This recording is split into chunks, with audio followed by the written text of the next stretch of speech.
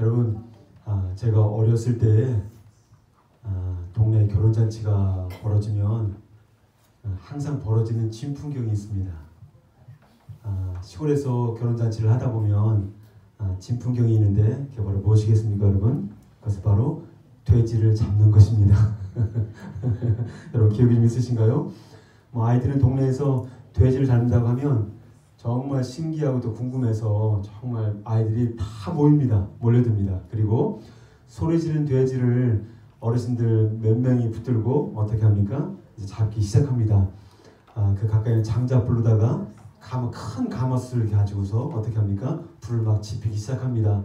그리고 어른들은 돼지를 잡은 다음에 고기는 고기대로, 내장은 내장대로 이렇게 분리를 시키고 어떻게 합니까? 그리고 선지피를 가지고 선지국을 끓입니다. 그래서 여기저기서 흥겨운 음악 소리가 들리고 또 어른들과 아이들이 이르기까지 여기저기서 기쁨의 소리가 끊이지 않습니다. 그리고 어떤 냄새가 납니까? 여기저기서 음식 냄새가 정말 코를 진동합니다. 잔치집에는 사람들이 어떻습니까? 북적북적하고 소리가 나고 여기저기 소리가 들리기도 하고 그렇습니다. 지금도 그 어렸을 때의 그 동네 잔치를 생각해보면 마음에 신이 납니다. 할렐루야. 여러분, 누가 15장에 등장하는 돌아온 탕자 비유를 제가 몇 번에 걸쳐서 했습니까? 3번에 걸쳐서 하게 되는데 말씀을 계속 읽고 또 읽고 묵상하면서 새해가 바뀌었지만 제 마음 가운데 이것만큼은 꼭 말씀을 나눴으면 좋겠다 라고 마음을 가졌던 것이 바로 무엇이냐면 오늘 등장하는 천국 잔치에 대한 것입니다. 오늘 본문의 비유를 잘 살펴보면 이야기 전개가 굉장히 빠르게 진행됩니다. 그렇죠? 둘째 아들이 와서 어떻게 합니까? 자기가 잘못한 것을 회개하기 위해서 내가 하늘과 아버지께 범죄했습니다 이렇게 말을 다 내뱉기도 전에 아버지가 어떻게 합니까? 얘들아, 옆에 있는 하인들에게 가장 좋은 옷을 가지고 와라. 그리고 가락지를 가지고 와라. 그리고 신발을 가지고 와라. 여러분, 왜 신발을 가져오라고 했을까요? 신발이 뜯어졌으니까 가져오라고 했을까요? 그 당시에 하인과 노예들은 신발을 신지 않았습니다. 누가? 아들들만, 자녀들만 신발을 신었던 거죠. 귀족들과 여러분. 그래서 그렇게 자녀를, 그렇죠? 그렇게 아들을 그렇게 한 다음에 어떻게 합니까? 제가 상상을 하면서 저희들 자녀 중에 이런 아이가 있다면 정말 어떻게 제일 먼저 처리를 했을까? 저는 가장 좋은 옷, 반지, 신발부터 신기지 않았을 것 같아요. 뭘 했을까요? 야, 진짜 냄새 너무 많이 난다. 들어가서 샤워해라. 목욕해라. 라고 제일 먼저 했을 것 같습니다. 그런데 아버지는 뭐가 그렇게 급한지 그렇게 냄새나는 그 둘째 아들을 향하여서 목욕을 하거나 샤워를 하라고 말하지 않고 어떻게? 옷과 신발과 반지를 끼우고 그 다음에 뭐합니까? 살찐 송아지를 잡아라. 그리고 잔치를 벌여라 라고 얘기합니다. 오늘 누가복음 15장 23절 한번 봅시다. 읽어봅시다. 시작. 살찐 송아지를 끌어다가 잡으라. 우리가 먹고 즐기자. 제가 질문 한번 드리겠습니다. 둘째 아들 탕자가 돌아가기를 누가 제일 싫어했을까요? 그렇죠. 살찐 송아지가 제일 싫어했죠, 여러분. 대부분 첫째 아들이라 생각할 텐데 그럴 수 있어요, 여러분. 왜냐면 지금 잔치를 벌이고 있는 것이 누구의 재산입니까? 아버지의 재산인 것 같지만 소유권은 누구에게 있다? 첫째 아들에게 있는 것입니다. 근데 와서 잔치를 벌이고 살찐 송아지를 잡고 가장 좋은 옷을 주고 있고 자기가 입어야 되고 자기가 끼워야 될 반지, 자기가 신어야 될 신발인데 전부 다 꼴 보기 싫은 둘째 아들, 동생놈에게 갔으니 얼마나 기분이 나쁘고 싫어했겠습니까? 그런데 둘째 아들이 오기를 제일 싫어했던 것은 누구였습니까? 진짜로는 살찐 송아지였습니다. 저는 비에 등장하는 아버지의 행동을 지켜보면서 이런 생각이 들었습니다. 아버지가 이렇게 초스피드로 그 둘째 아들을 향하여서 잔치를 벌였던 이 행동이 즉흥적으로 그 자녀를 보면서 하고자 했던 행동이었을까요? 아니면 둘째 아들이 오기 전부터 네가 진짜 오기만 하면 내가 진짜 잔치를 벌어주겠다라는 그런 어떤 미리 계획을 하고 잔치를 기획한 가운데 벌어진 행동이었을까요? 여러분 어떻게 생각하십니까? 미리 계획했습니까? 아니면 즉흥적으로 만들어낸 겁니까? 제가 보기에는 아버지가 둘째 아들이 오기 전부터 둘째 아들이 집을 나가서 허랑방탕 삶을 살아가는 그 전부터 둘째 아들이 오기를 기다리면서 정말 그 아들을 향한 어떻게 사랑을 쏟아붓는 잔치를 준비했을 것이라는 생각이 듭니다. 왜냐하면 미리부터 아버지가 잔치를 준비하지 않았다면 살찐 송아지가 뭡니까? 돼지 같은 경우는 40인분에서 70인분 정도 먹을 수가 있습니다. 그런데 그 당시에 손을 잡지 않거든요. 손은 뭡니까? 적어도 100명에서 200명가량의 분량이 되는 거거든요. 그때 당시에 냉장고가 있을까요? 없었어요. 그래서 동네에 있는 사람 다 불러다가 먹여야지만 소비할 수 있는 분량이었다는 거죠. 따라서 아버지는 즉흥적으로 잔치를 준비하려고 했던 것이 아니라 미리 둘째 아들이 오기 전부터 계획했음을 우리가 볼 수가 있습니다. 저는 이것을 묵상하면서 어떤 마음이 들었냐면요. 정말 자격이 없잖아요. 응? 정말 아버지 볼 면목이 없는 둘째 아들이었잖아요. 그렇죠? 그런데 그렇다면 아버지가 이 둘째 아들을 향한 가장 마지막 목적과 계획이 무엇이었을까를 생각해 봤을 때 이게 바로 무엇이겠습니까, 여러분?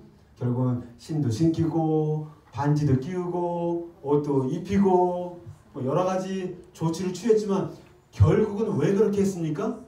그것은 바로 아버지가 직접 베푸는 잔치에 참여하게 하기 위해요. 오늘 탕자 두 아들의 비유의 하이라이트는 무엇입니까?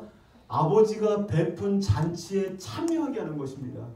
그 아버지가 베푼 잔치에 참여해서 그 아버지의 기쁨을 그 두 아들들도 진짜 자격이 없지만 그 자녀들도 그 잔치에 참여하여 그 놀라운 기쁨을 함께 누리기를 원했던 것이 그것이 바로 아버지의 진정한 목적이었던 것입니다. 할렐루야. 기독교 여러분 무엇입니까? 잔치집과 같은 기쁨의 기독교입니다. 하나님 나라의 본질도 기쁨인 것입니다. 제가 자주 인용하는 말씀 꼭 암송하기 원하는데요. 한번 로마 14장 보겠습니다. 시작. 하나님의 나라가 목적과 성령 안에서 의와 평강과 희락이라. 그렇죠. 하나님 나라는 먹고 마시는 것이 본질이 아니라 저는 하나님 나라에 가면 먹는 거 있을 거라고 생각하시나요? 있죠. 예수님도 부활하시고 드셨잖아요. 생명나무 과실도 있잖아요. 그러나 먹고 마시는 것이 본질이 아니라 의로움과 평강과 기쁨이 하늘나라의 본질이다라고 우리에게 말씀하여 주시는 겁니다.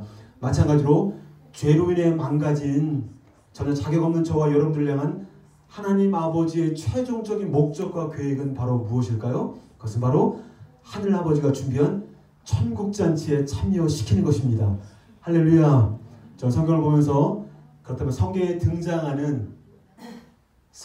등장하는 최초의 잔치집이 어디일까 한번 생각해 봤습니다. 어디일까요? 그것은 바로 에덴 동산이라고 하는 잔치집이었습니다. 하나님 아버지가 직접 만들어주신 에덴 동산이라고 하는 잔치집은 어떻습니까?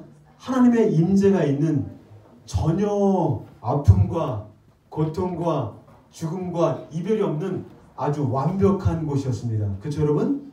그곳에서 저와 여러분들은 아버지가 만들어주신 에덴이라는 잔치집에서 먹고 마시며 근심과 염려가 없고 질병이 하나도 없는 가운데 하나님을 즐거워하며 그 안에서 기뻐하는 존재로 우리를 하나님이 만들어 주셨다는 것입니다. 그런데 무슨 문제가 생겼습니까? 죄로 인해서 죄가 들어오고 하나님을 오해하게 되었고 어떻게? 하나님 없이 독립적으로 살고자 사람이 움직이기 시작했습니다. 그러면서 어떤 일이 벌어집니까? 하나님과의 관계가 끊어지고, 그리고 하나님과의 어떤 관계가 끊어지는 동시에 누가? 내가 바로 하나님이 되어버린 거예요. 너희가 선악과를 먹는 날에는 어떻게? 하나님처럼 될 것이다 라고 누가 얘기합니까? 사탄이 유혹을 하잖아요. 여러분. 그냥 일반적으로 생각할 때 아이고 선악과 먹은 거 하나님 너무 째째하다. 그거 선악과가 한번 따먹었다고 그 인간을 그렇게 매몰차게 이렇게 쫓겨내고 죄 가운데 고통받을수록 하는 것이 말이 되는가? 진짜 사랑의 하나님인가? 라고 우리가 오해할 수가 있습니다. 그러나 그 죄의 근본적인 핵심은 무엇이냐? 내가 하나님을 무시하고 나 자신이 스스로가 하나님이 되고자 하는 것. 따라서 둘째 아들은 아버지를 향하여서 대놓고 불순종했잖아요, 여러분.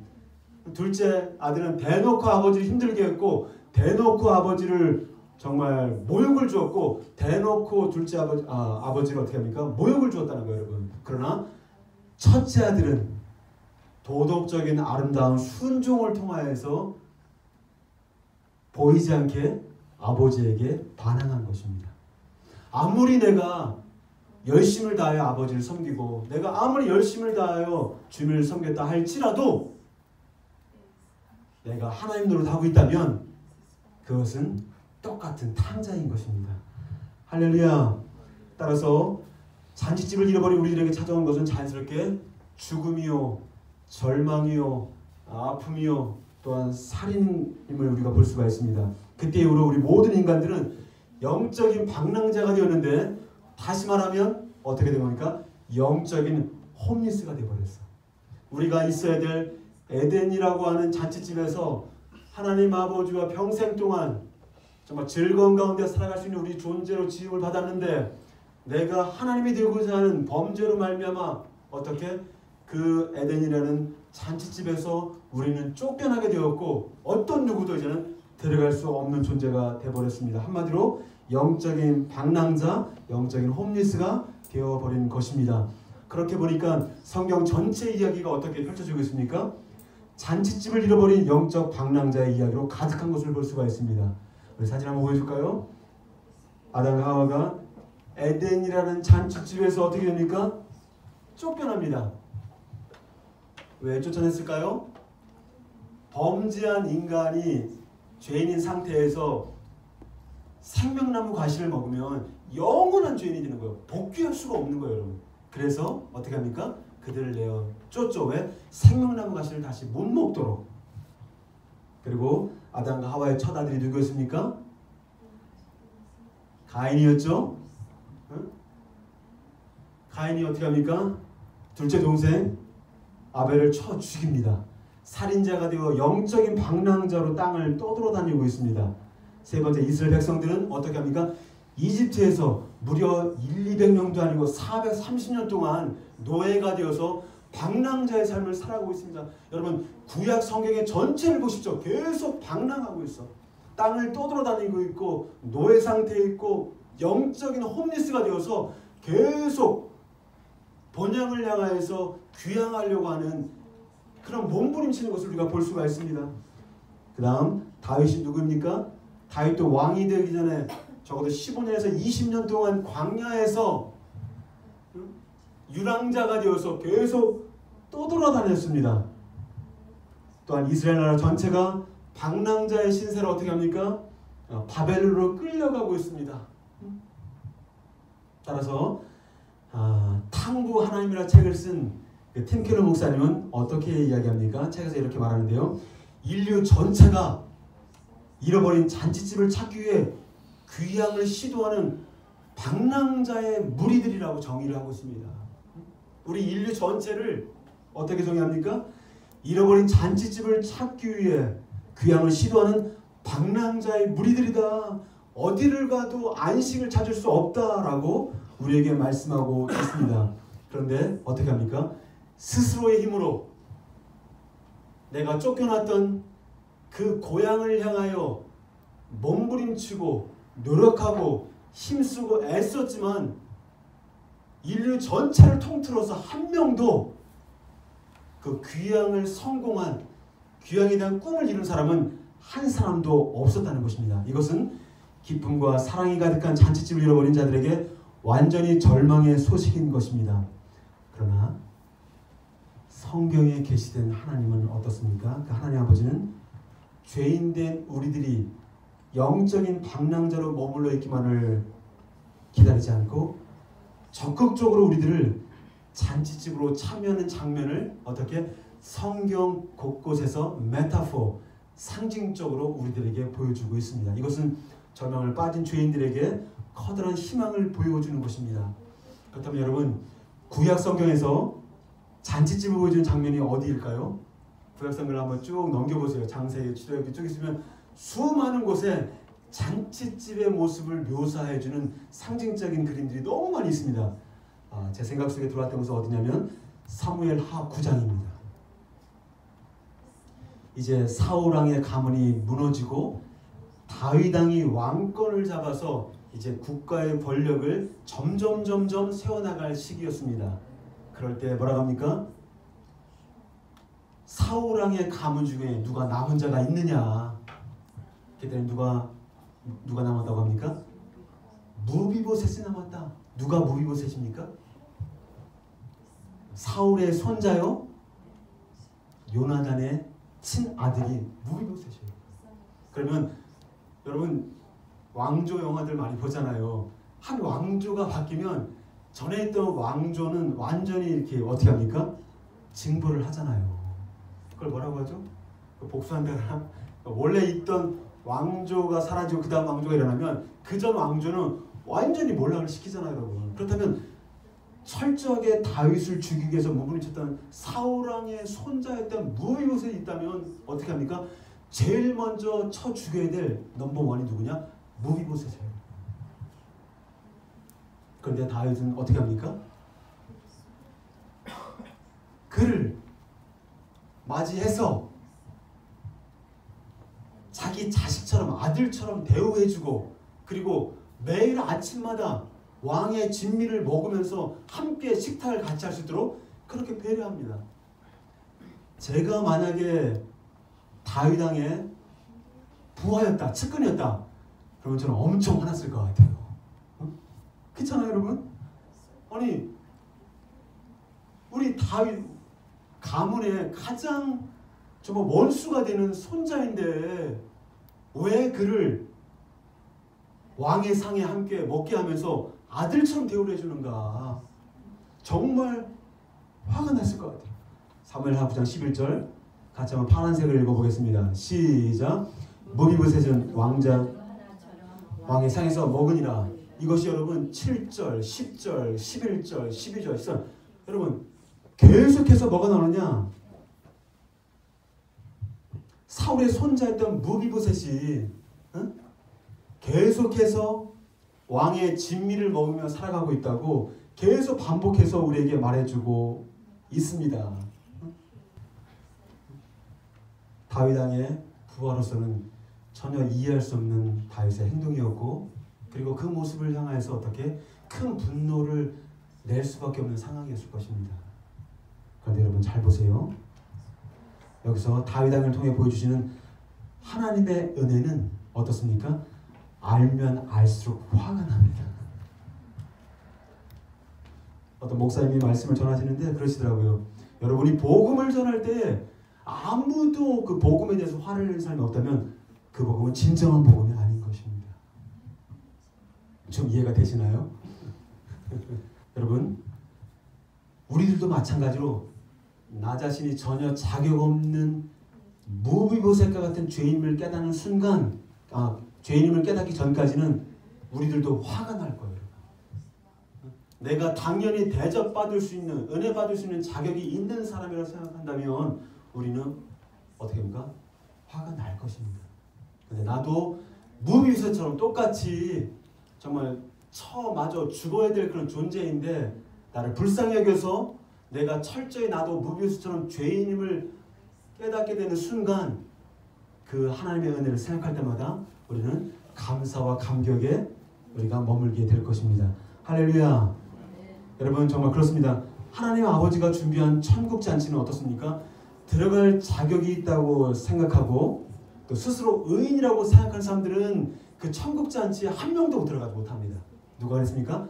지금 오늘 본문의 말씀에 비유 말씀을 듣고 있는 바리새인들과 서기관들이 바로 이 사람들이었습니다. 자신들은 선행을 많이 했으니 하나님의 은혜를 받을 자격이 있다. 우리는 의인이다. 그래서 천국은 당연히 우리의 차지다라고 생각을 하고 있었거든요. 그런데 예수님이 뭐라고 합니까?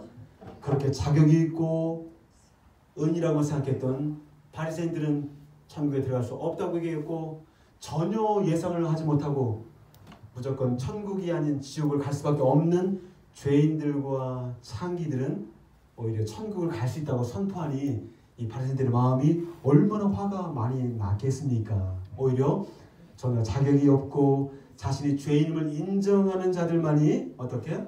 오직 하나님의 은혜로 들어가는 나라가 바로 천국잔치인 것입니다. 할렐루야. 누군가 저에게 신앙생활이 도대체 뭡니까? 라고 저에게 물으신다면 저는 이렇게 대답할 것 같아요. 복음 되시고 천국 되시는 예수님과 먹고 마시고 즐기는 것이 신앙생활이다. 할렐루야. 아멘. 예수님은 얼마나 죄인들과 많이 먹고 마시고 즐겼는지 아이고 진짜 술을 즐긴다. 고기를 탐한다. 이런 얘기를 너무 자주 들었어요.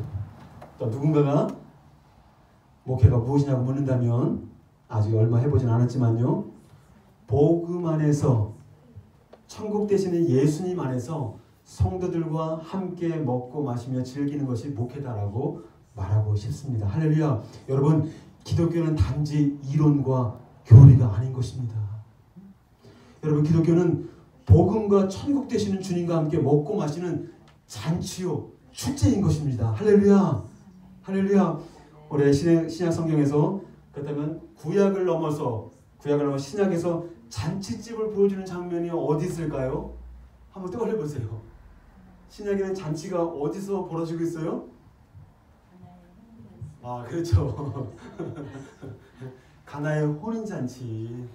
근데 성경에서는 뭐라고 합니까?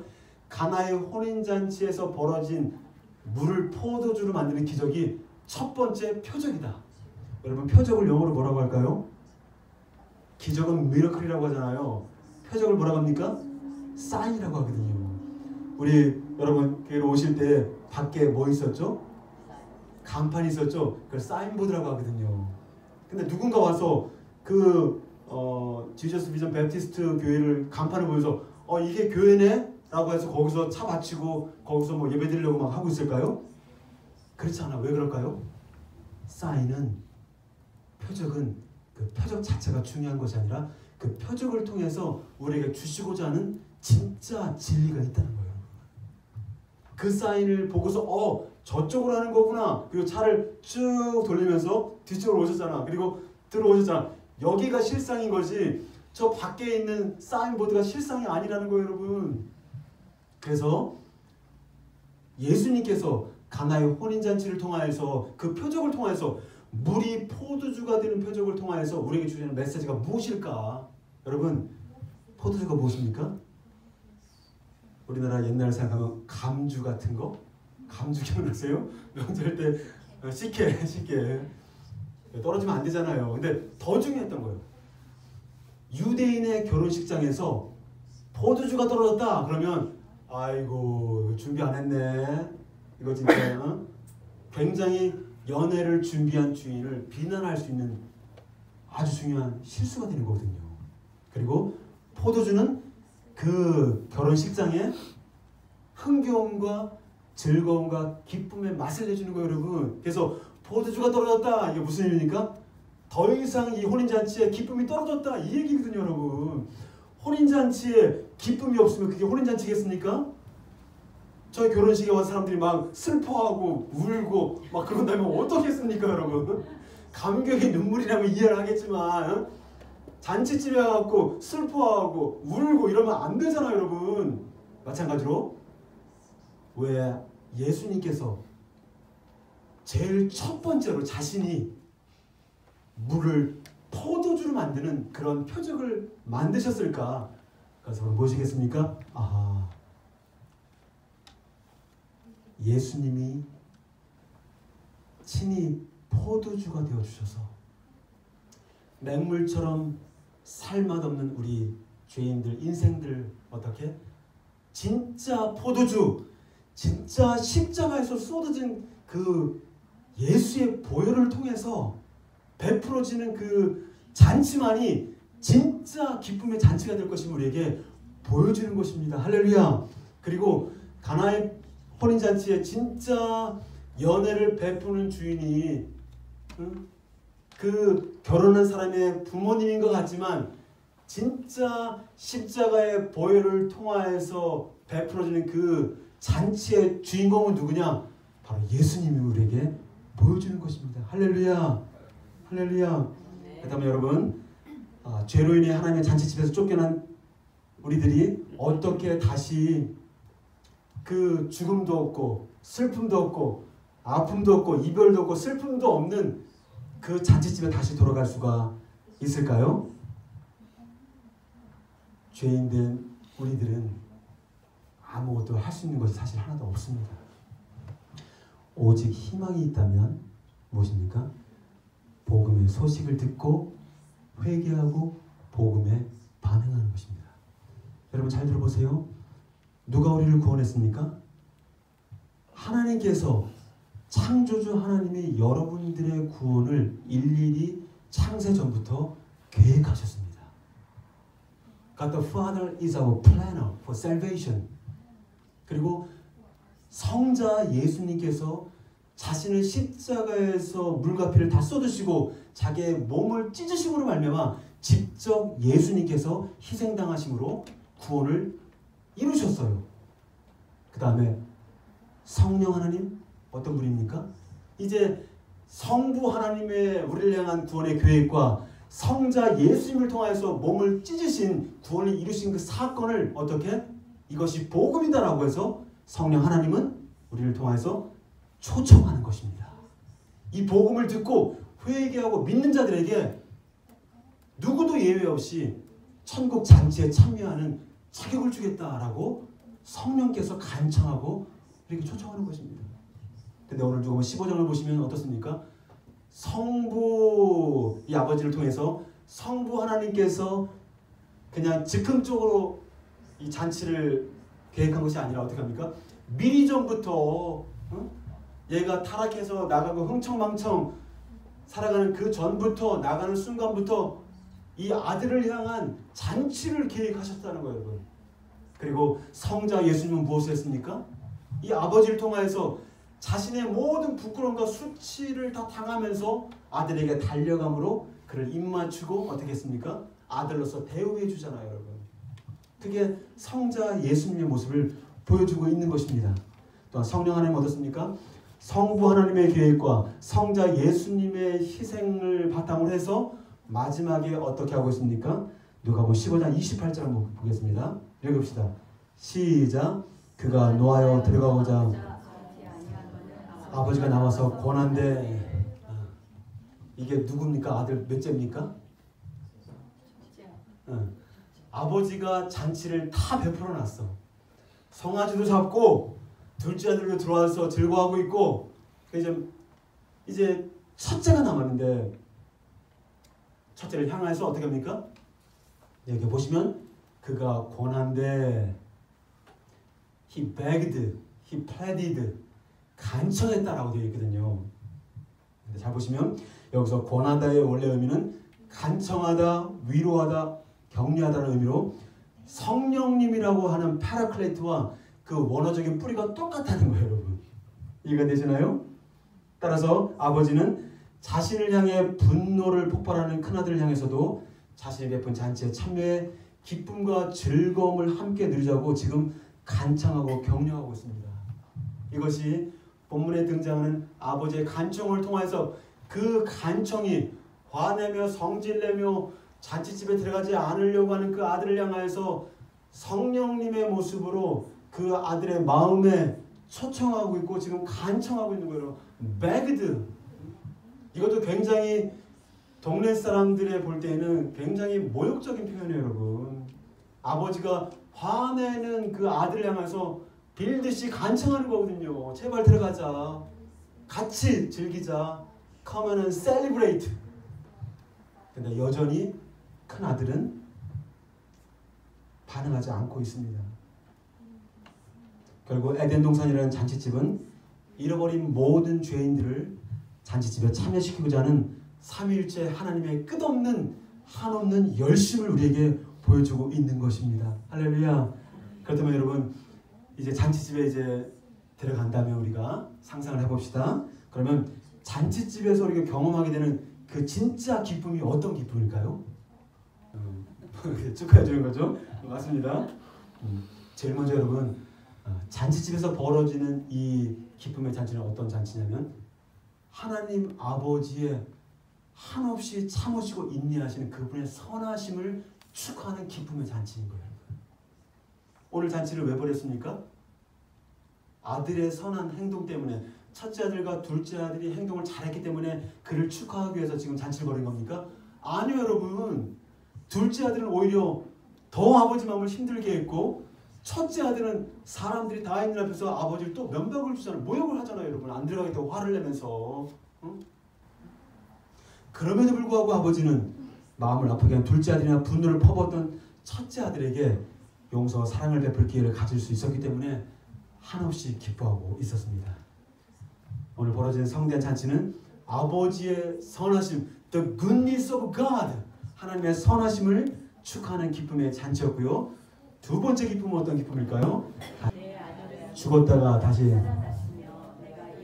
다시 얻어누라니 그들이 즐거워하더라. 여러분 여기 보니까 천국에서 벌어지는 잔치는 여러분 끝이 없다고 합니다.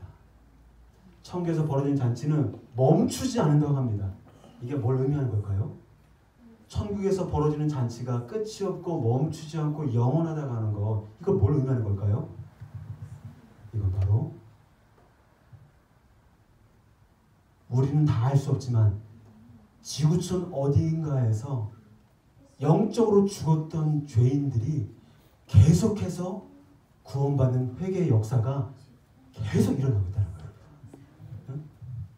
우리는 다 계산할 수 없고 우리는 다 알 수는 없지만 하늘에서 죄인 하나가 회개하면 의인 아홉으로 인하여보다 훨씬 더 기뻐한다는 그게 바로 무엇이겠습니까? 계속해서 이 땅 가운데서는 예수를 알지 못하고 영적으로 죽은 자들이 계속해서 변화되고 정말 잔치집에 다시 참여하는 은혜가 계속 부어지고 있음을 우리에게 말씀하고 있는 것입니다. 할렐루야. 네. 그래서 여러분 잘 들으세요. 인간이 지을 수 있는 가장 사악한 죄가 있다면 무엇일까요, 여러분? 아버지가 직접 자기가 계획하고 자기 아들을 십자가에서 몸을 찢어버리고 그런 가운데 구원을 만들어놓은 이 놀라운 신적인 이 잔치 가운데 들어오기를 거부하는 것, 이것이 가장 하나님 앞에 용서받을 수 없는 죄인 것입니다. 그래서 예수님께서 그러시잖아요. 수많은 사람들에게 복음을 전하고 또 그들을 초청할 때 바리새인들이 뭐라고 합니까? 귀신의 왕을 힘입어서 저자가 저렇게 하고 있다라고 했을 때 다른 것은 다 용서받아도 성령을 거스른 죄는 용서받을 수 없다라고 했을 때 전 되게 궁금했습니다. 도대체 성령을 거부하는 죄가 무엇일까? 성령을 회방하는 죄가 도대체 무엇일까? 굉장히 신학적으로 헷갈리더라고요. 근데 성령을 회방하는 죄가 무엇이겠습니까? 이것은 금세와 내세 어떤 누구도 용서할 수 없다는 거예요, 여러분. 이거는 철저하게 저주받는 죄일 수밖에 없다는 거예요. 그것이 바로 무엇입니까? 주님이 예비하신 천국 잔치를 성령을 통하여 초대했을 때 그 초대를 받아들이지 않으면 그자는 영원토록 어두운 데서 이를 가며 저주 가운데 떨어지고 만다는 거예요. 여러분 잘 들으세요. 오늘도 성령님께서 여러분들 마음 가운데 문을 두드리실 것입니다.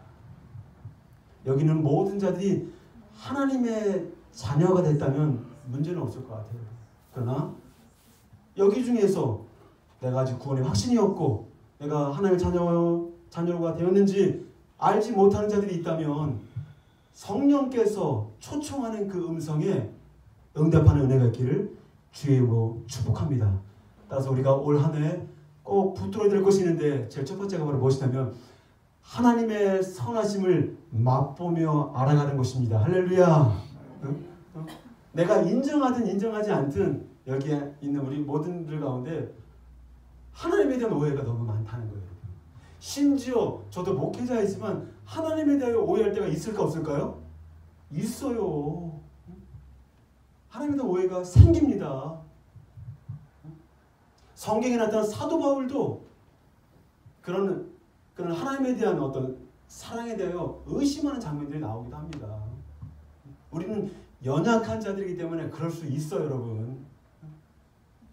따라서 우리가 하나님의 선하심을 날마다 알아가지 않게 되면 어떤 일이 벌어질까요? 오늘 본문에 등장하는 큰아들처럼 계속해서 하나님을 향하여 오해하고 하나님을 향하여 반항하는 것입니다. 두 번째, 우리가 꼭 붙들어야 될 것이 있다면 바로 무엇입니까? 나를 넘어서 죽은 영혼들, 영적으로 죽은 영혼들, 그렇죠? 예수를 알지 못하는 사람들을 천국잔치에 참여할수록 돕는 일에 우리가 참여할 때 거기에 영원한 기쁨이 있다는 것입니다. 할렐루야. 따라서 올 한 해 2025년 우리 교회가 해야 될 일이 있다면 바로 무엇이겠습니까? 예수님을 알지 못하는 자들에게 우리의 시간과 우리의 재능과 우리의 사랑과 믿음을 스텝 바이 스텝 쏟아붓는 것입니다. 할렐루야. 그럴 때 여러분들의 뻥 뚫어진 그 갈급한 그 심령에 대한 완벽한 만족함이 이루어진다는 거예요. 하나님 우리를 그렇게 지으셨어요. 여러분들의 인생과 쾌락을 위해서만 달려간다면 여러분들은 계속해서 곤고함을 느낄 것입니다. 그러나 조금 넘어진 자들, 예수가 필요한 자들, 믿음을 더 북돋아낼 사람들이 있을 때 그들에 대한 관심과 사랑을 쏟아 나아갈 때 여러분들도 살아날 것입니다. 할렐루야. 할렐루야. 따라서 올 한 해 우리 뱅크 예수비전교회 표현은 뭡니까? 복음 전도를 실천하는 한 해가 되면서 모든 민족으로 제자를 삼아가는 일들을 우리가 하나하나씩 해나가게 될 것입니다. 그럴 때 거기에 영원한 기쁨과 충만한 기쁨이 있는 잔치 인생을 우리가 살아가게 된다는 것입니다. 나에게만 묶이면 늘 영적인 곤고함과 늘 영적인 허망함을 경험하게 되는 거예요. 말씀을 마무리할게요. 사진 한번 보여주세요. 지난주 12월 30일에 남미주 형제들과 많이 초청을 했지만 초청이 함께 하지 못했어요. 버페라서 자리를 먼저 잡고 음식을 가지러 음식 코너로 가는데 음식도 한번 보여주세요. 형제들이 눈이 동그래졌어요. 특별히 비니 씨가 야채 샐러드부터 시작해서 돼지고기, 생고기뿐만 아니라 닭고기, 소고기부터 해서 익은 거, 요리된 거, 안 된 거 쭉 펼쳐졌는데 그런 광경을 처음 봤나 봐. 그래서 South Korea is so good이라고 하는데 No, God is so good. 한국이 so good한 게 아니라 하나님이 so good한 거다. 거기에 또 뭡니까? 너무 기뻐하는 건데 뭐 코리안 팝송이 막 흘러나오는 거예요. 여기저기서 음악 흘러나오고 마치 우리가 혼인 잔치집에 간 느낌이 들었습니다. 아주 맛있게 음식을 먹으면서 또 대화를 나누기도 했습니다. 여러분 그렇습니다. 오늘 두 탕자의 이야기 비유가 아버지가 베푼 잔치로 막을 내립니다. 그렇죠? 오늘 본문이 잔치로 막을 내리고 있어요, 여러분. 그렇죠? 역사의 마지막 종말을 기록한 성경의 마지막 책인 뭡니까? 레벨레이션, 요한계시록 어떻습니까? 이 책도 하늘의 아버지가 베풀어주는 잔치로 마무리되고 있습니다. 그 잔치가 어떤 잔치겠습니까? 어린 양의 혼인잔치입니다. 말씀을 보겠습니다. 19장 7절 시작. 우리가 즐거워하고 크게 기뻐하며 그에게 영광을 돌리세 어린 양의 혼인 이르렀고 그의 아내가 자신을 준비하였으므로 9절 천사가 내게 말하기를 기록하라 어린 양의 혼인잔치에 청할 받은 복이 있도다 하고 또 내게 말하되 이것은 하나님의 참되신 말씀이다.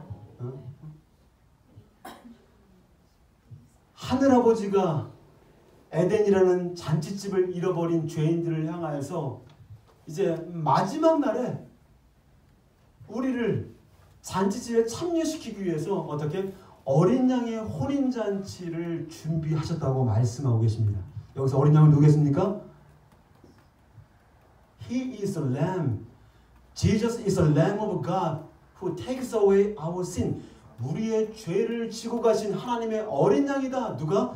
예수님이 그런 분이라는 거예요, 여러분.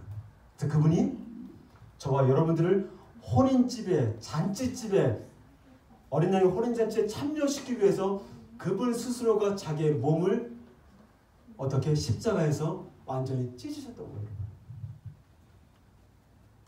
그래서 천국 혼인잔치집은 죽어서만 들어가서 경험한다고 생각하는 분들이 많이 있습니다. 여러분들 그렇게 생각하지는 않죠? 하나님이 예비하신 정말 하늘의 어린 양의 혼인잔치는 죽어서만 경험하는 나라가 아니라 어떤 나라이겠습니까?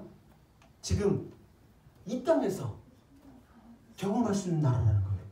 그리고 그 어린 양의 혼인잔치는 이미 시작이 되었다. 그래서 하늘나라에서는 어떻게? 정말 놀라운 음악 소리와 기쁨의 소리와 영원한 즐거움과 충만한 기쁨이 계속 지금 일어나고 있다는 거예요. 그 나라에서. 근데 어떻게 됐습니까? 천국 잔치의 주인 되신 예수님이 어떻게? 우리 마음의 왕으로 우리와 함께하고 있고, 하나님의 나라는 어떻습니까? 눈에 보이는 것으로 임하는 것이 아니라 여기 있다고도 하고 저기 있다는 것도 아니라 그 하나님의 나라가 어디에? 너희 안에 임하였느니라. 할렐루야. 할렐루야. 이제 2025년 마지막 이제 희망을 선포하기 원하는데요. 여러분, 작년까지는 우리가 슬픔 가운데 있었을지라도 올해부터 기쁨이 넘치는 혼인잔치에 여러분 참여하게 될 것입니다. 할렐루야. 작년까지는 우리가 절망 가운데 정말 좌절하고 있었을지 모르겠지만 올해부터는 어떻습니까? 소망이 넘치는 혼인잔치에 참여하게 될 것입니다. 할렐루야. 작년까지 우리가 질병 가운데 여기 아프다 저기 아프다 힘들어할 수 있었을 수도 있을 것 같습니다. 그러나 2025년 새해 정말 놀라운 치유의 은혜가 저 여러분들 가운데 함께 할 것입니다. 할렐루야. 작년까지 내가 정말 힘들면 불평하고 또 누군가를 비난을 했다고 했을지라도 올해부터는 어떻게? 우리 입술 가운데 감사가 넘치는 천국의 혼인잔치에 우리가 참여하게 될 것입니다. 할렐루야. 우리의 자녀들도 기쁨과 소망과 감사가 넘치는 천국잔치에 함께하게 될 것입니다. 할렐루야. 저는 새해를 시작하면서 세상을 바라보면 혼돈입니다. 세상을 바라보면 절망입니다. 세상을 바라보면 분노가 올라옵니다. 그런데 이미 우리 가운데 천국으로 임하신 예수님을 바라보면 거기에 생명과 치유와 기쁨과 감사가 흘러 넘치는 것입니다. 할렐루야. 저는 결심했습니다. 내 안에 이미 임하신 천국 되신 그 예수님을 바라보며 올 한 해 절망과 낙심과 좌절과 비난과 불평 가운데 거하는 인생이 아니라 우리 안에 임하신 그 천국 되신 그 예수님을 바라보면서 감사와 치유와 회복과 소망이 넘치는 그런 기쁨이 넘치는 인생을 정말 살게 하실 주님을 찬양합니다. 할렐루야. 다 같이 일어나서 찬양으로 주님께 나아가도록 하겠습니다.